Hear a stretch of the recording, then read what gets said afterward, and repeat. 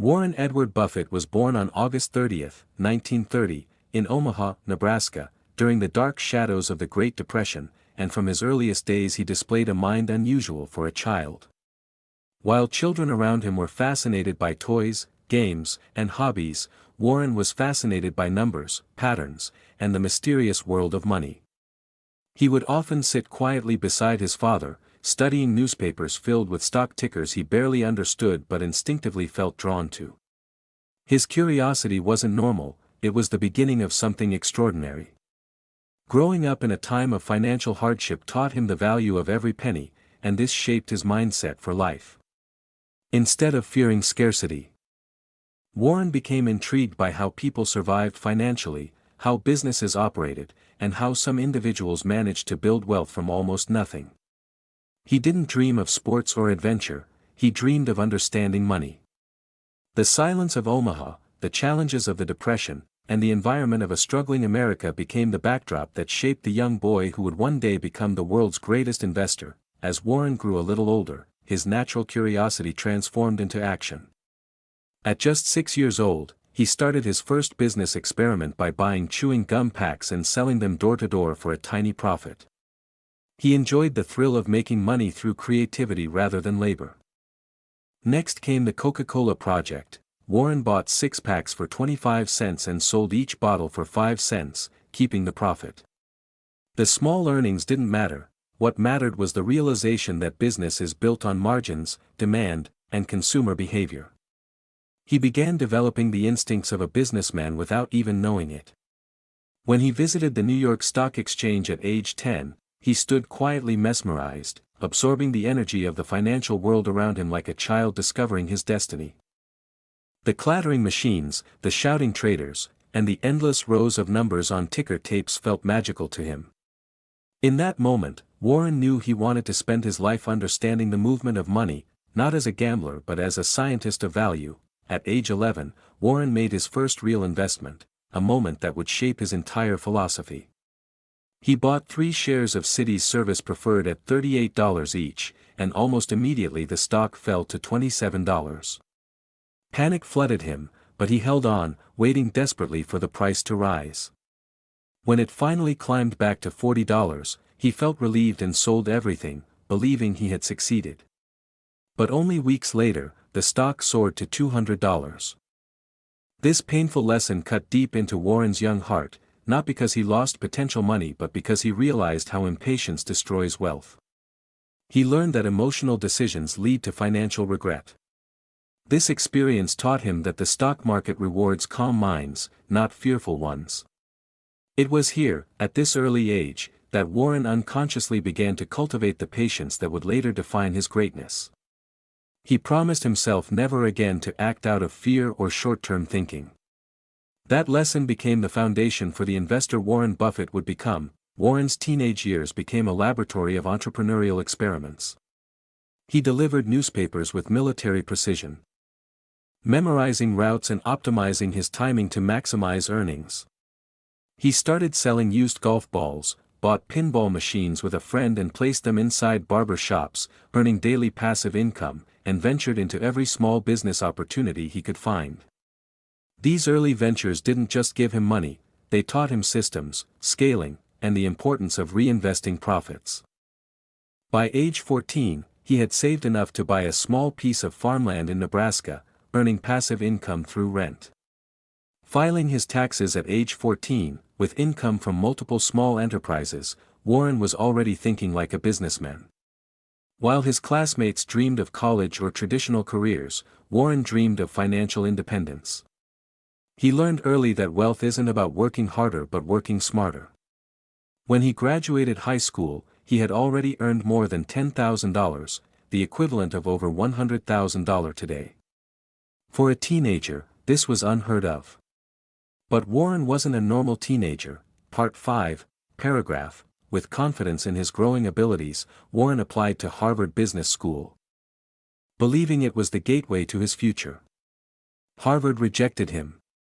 The rejection devastated him, shaking his confidence and leaving him feeling directionless. But life often redirects us toward our true path through pain. While searching for alternatives, Warren discovered that Benjamin Graham, author of The Intelligent Investor and the man he admired more than any other, was teaching at Columbia University. This discovery felt like fate. Warren applied immediately, was accepted, and soon found himself learning from the very man who had shaped his philosophy from afar. Harvard's rejection turned into one of the greatest blessings of Warren's life, because it led him to the mentor who would change everything for him. Part 6, Paragraph. Studying under Benjamin Graham at Columbia University was like entering a different world. Graham didn't just teach the mechanics of investing, he taught a philosophy, the philosophy of value investing. He emphasized buying undervalued companies, investing with a margin of safety, focusing on long-term results, and ignoring the emotional noise of the market.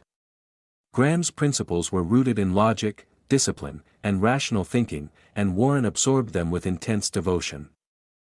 Graham also introduced him to the idea that in the short run, the market is a voting machine driven by emotions, but in the long run, it is a weighing machine that rewards true value. These concepts became Warren's guiding light. Columbia didn't simply give him knowledge, it gave him a blueprint for thinking, analyzing, and making decisions that would shape the empire he would later build. Part 7, Paragraph. After graduation, Warren desperately wanted to work for Benjamin Graham, but Graham initially refused, believing Warren was too young. Warren didn't give up. He persisted, wrote letters, and kept pushing until Graham finally hired him.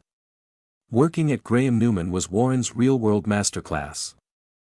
He analyzed companies, studied balance sheets, and learned the art of disciplined investing under one of the greatest minds in financial history. The job wasn't glamorous, it required patience, intense study, and calmness. Warren spent long nights reading financial statements like a scientist examining samples. When Graham eventually retired and closed the firm, Warren felt a strange emptiness, but also readiness. He knew it was time to create something of his own, to use everything Graham had taught him. Part 8, Paragraph. At age 25, Warren returned to Omaha and launched his own investment partnership using $105,000 from close family and friends. Unlike typical fund managers, Warren created a system where he didn't take a fee unless he made money for his investors. This honesty attracted trust, and trust attracted more investors. Warren studied businesses relentlessly, bought undervalued companies, and remained patient even when others panicked. His calmness became his superpower. Year after year, his partnership outperformed the market, and by age 30, Warren Buffett had become a millionaire.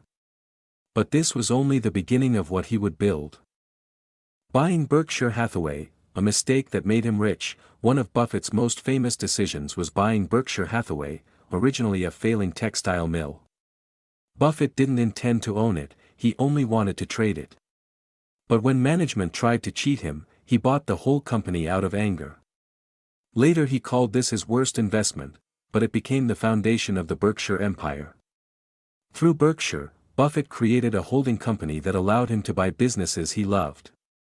This mistake turned into his greatest blessing, transformation into a holding empire. Buffett shifted Berkshire away from textiles and into insurance, banking, retail, food, railroads, and even airlines. He bought companies like Geico, See's Candies, and Washington Post. His strategy was simple: buy great businesses at fair prices and hold them forever. Berkshire Hathaway slowly became one of the largest companies in the world. Partnership with Charlie Munger. Charlie Munger became Buffett's closest friend and mentor, even though Buffett was already successful.